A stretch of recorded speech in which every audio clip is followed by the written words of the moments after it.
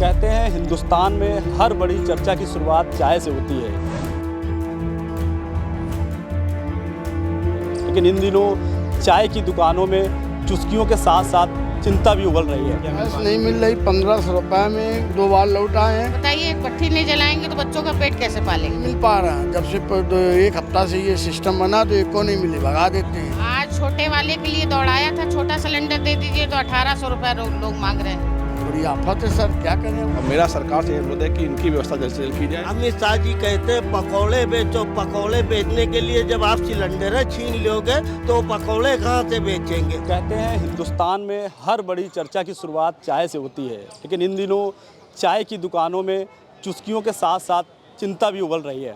इसका मेन जो कारण है वो ये है, जिस तरीके से गैस सिलेंडरों में किल्लत आई है उसके कारण ये स्थिति उत्पन्न हुई है। इस वक्त हम कानपुर के एक क्षेत्र पर मौजूद हैं। मेरे पीछे आप देखेंगे तमाम जो यहाँ पर चाय की दुकानें हैं और चाय की चुस्कियाँ लेने वाले यहाँ पर तमाम सारे लोग मौजूद हैं। लेकिन आज जिस तरीके से गैस सिलेंडरों की जो किल्लत है वो भारी मात्रा में देखी जा सकती है। कहीं कहीं गैस सिलेंडर नहीं मिल रहा है तो कहीं तमाम तरीके की जो दिक्कत है। दुकानदार हैं, उनसे बातचीत करेंगे।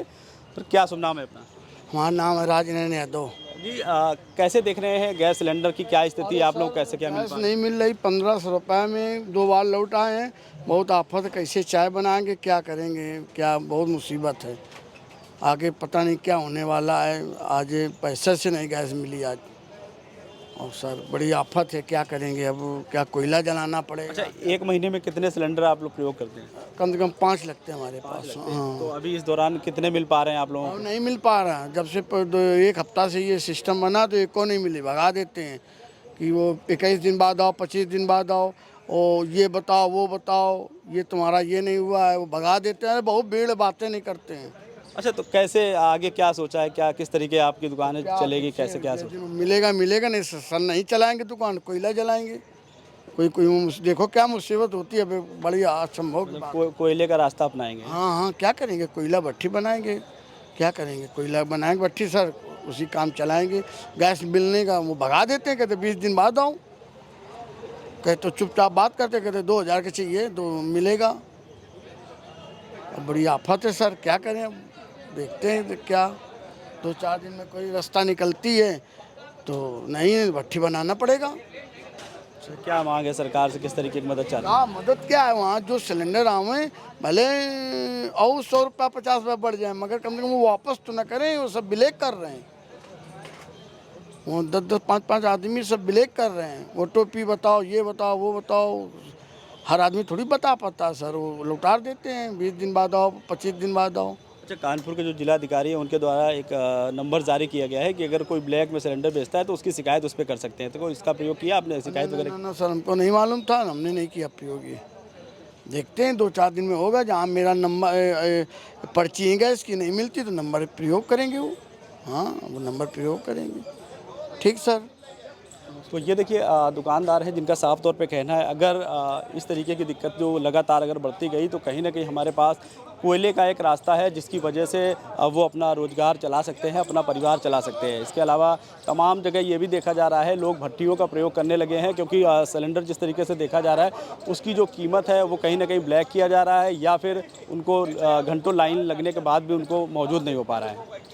अब हम एक दूसरी चाय की दुकान पर मौजूद हैं इस वक्त, और हम आपको तस्वीरों में दिखाना चाहेंगे इस चाय की दुकान में अब जो है भट्टियों का भी प्रयोग किया जाने लगा है। जो सिलेंडरों की कीमत है उसके कारण जिस तरीके से स्थिति जो है उत्पन्न हो रही है, उसके लिए अब भट्टियों का भी प्रयोग किया जाना। तस्वीरों में भी आप साफ तौर पर देख सकते हैं किस तरीके से ये भट्टी है उसका प्रयोग किया जा रहा है, क्योंकि सिलेंडर की जो स्थिति है वो कहीं ना दिन पर दिन जो है भयावह होती जा रही है। दुकानदार हैं, उनसे बातचीत भी करने का प्रयास करेंगे कि आखिर कब से उन्होंने शुरुआत की थी और क्या कुछ स्थिति बनी है सिलेंडर की। माता जी, क्या नाम है अपना? हमारा रानी यादव नाम है। माता जी, सिलेंडरों की आप देख रहे हैं हाल किस तरीके? इतनी किल्लत है सर कि क्या बताऊं। जो सिलेंडर हम लोग 1000-1200 का ब्लैक 1500 का मिल जाता था, इस समय 2500 का भी नहीं दे रहे हैं। बताइए, एक भट्ठी नहीं जलाएंगे तो बच्चों का पेट कैसे पालेंगे? अच्छा, जिलाधिकारी जो है महोदय हैं कानपुर के, उनका तो आदेश था कि जो ब्लैक में दे रहे हैं उसकी शिकायत करें हमसे, उस पर कार्रवाई की जाएगी। इस तरीके की चीज़ें आप लोग पता चली? आज छोटे वाले के लिए दौड़ाया था, छोटा सिलेंडर दे दीजिए तो 1800 रुपये लोग मांग रहे हैं। कहाँ तक देंगे? क्या वहाँ पर लंबी लंबी लाइनें लग रही हैं? बहुत लंबी लाइन है। पर्ची बुकिंग किया तो बुकिंग बोल रहे हैं 10 दिन बाद आइएगा। तो अपना कैसे आप काम चलेगा आगे क्या? ये कोयले की भट्टी जला रहे हैं इसमें। अब देखिए गर्मी है इतनी, यही भट्टी जलाने से दिक्कत होती है कि नहीं होती है? बड़ा सिलेंडर नहीं मिल रहा, बोलो ना। जी बताएं बाबू जी, बड़ा सिलेंडर नहीं मिल रहा इस समय। क्या वही बड़ा क्या स्थिति है वहाँ पर? कह रहे सिलेंडर ही नहीं आ रहा बड़ा वाला। तो इसमें भट्टी का प्रयोग कर रहे हैं आप? हाँ, भट्टी का प्रयोग कर रहे हैं, क्या करें बताओ। इसी में जल रहा है, मुझे तो क्या करें। एक महीने में कितने सिलेंडर जो है प्रयोग कर लेते थे आप? अरे 2 ठो कर लेते हैं बड़े वाले। कहाँ चल जाता था? हाँ, 2 बड़े सिलेंडर लग जाते हैं और मिल ही नहीं रहा है। बड़ा दिक्कत करना पड़ रहा है। कोयले की भट्टी जला रहे हैं और क्या करें। इस वक्त हम एक चाय की दुकान पर मौजूद हैं और तमाम सारे लोग चाय की चुस्कियां ले रहे हैं और चर्चाएं कर रहे हैं। इस वक्त तो जो देश के हालात हैं, चाहे वो सिलेंडर की बात की जाए, तमाम जिस तरीके से अमेरिका, इजराइल और ईरान के बीच युद्ध चल रहा है, उनकी चर्चाएं चल रही हैं। हम भी उनसे बात करेंगे और जानेंगे कि आखिर इन सब पूरे मामले को लेकर क्या सोचते हैं। क्या नाम है आपका? मेरा नाम उमेश द्विवेदी है और मेरा अपना एक संगठन है राष्ट्रीय युवा अभिमान सभा, मैं उसका राष्ट्रीय महामंत्री हूँ। उमेश जी, ये वर्तमान के जो हालात हैं, भारत की बात की जाए, जिस कारण युद्ध के कारण जिस तरीके की स्थिति बनी है, चाहे वो ऑक्सीजन सिलेंडर की बात की जाए, चाहे वो व्यापारी वर्ग की बात की जाए, तो उसको लेकर के आप क्या सोचते हैं, क्या कहना चाहेंगे? युद्ध एक बहाना है इसका। हालांकि हम मानते हैं थोड़ा बहुत क्राइसिस कहीं ना कहीं होगी, लेकिन इनके लिए युद्ध एक बहाना, इनको एक मौका, ये शुरुआत से कहते रहे हैं आपदा में अवसर, तो इन्हें एक ये अवसर के रूप में इसको ये भंजा रहे हैं।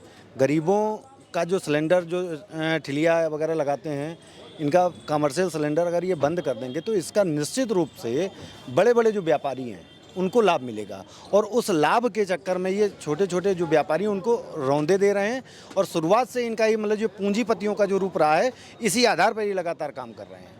ऐसा यहाँ पर कम से कम 10, 15, 20 लोग जो है रोजी रोटी अपनी कमा रहे हैं। अगर उनका सिलेंडर बंद हो गया तो वो अपने परिवार को क्या खिलाएंगे? यहाँ पर ये समस्या आती, गवर्नमेंट जॉब नहीं दे पा रही है।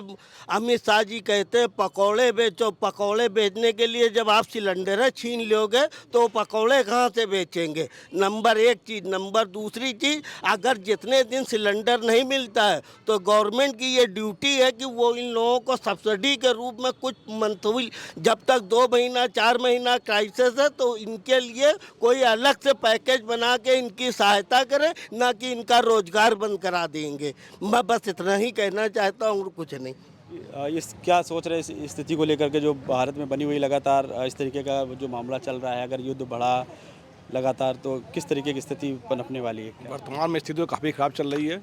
घरेलू सिलेंडर को लेकर के आम जनता और छोटे व्यापारियों को काफ़ी कष्ट का सामना करना पड़ रहा है और मेरा सरकार से अनुरोध है कि इनकी व्यवस्था जल्द से जल्द की जाए, सिलेंडरों की आपूर्ति की जाए, किसी भी स्थिति में आपूर्ति न रोकी जाए, क्योंकि इतने बड़ा संकट है। इसमें आपूर्ति ऐसा नहीं कि बिल्कुल बंद ठप हो जानी चाहिए और ब्लैक में सिलेंडर अगर मिल रहे हैं तो सिलेंडर तो आ ही रहे हैं, क्यों ब्लैक में सिलेंडर मिल रहे हैं उनको रोका जाए और आम जनता को उसके राहत दी जाए।